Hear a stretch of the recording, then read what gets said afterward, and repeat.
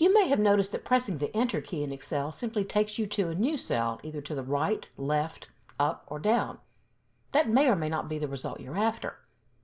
If you're doing any sort of data entry, you may prefer that your cursor move in a different direction than what's defaulting in Excel.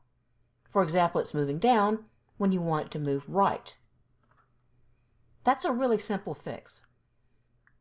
Just click on the File tab, go to Options at the bottom, then click on Advanced on the left.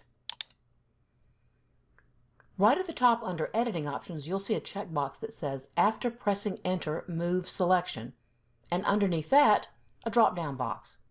That's right, you can actually choose the direction in which your cursor moves each time you press Enter. Change it, and press OK.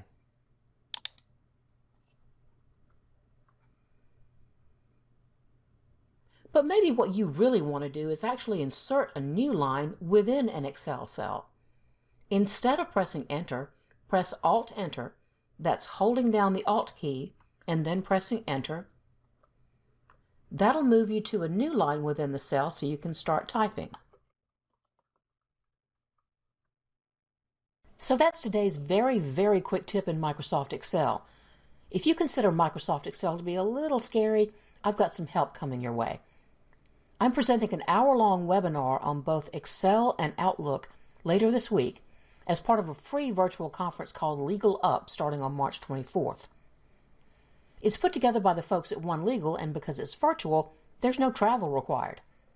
There's a live keynote every day, plus on-demand sessions that give you some opportunities to get your CLEs.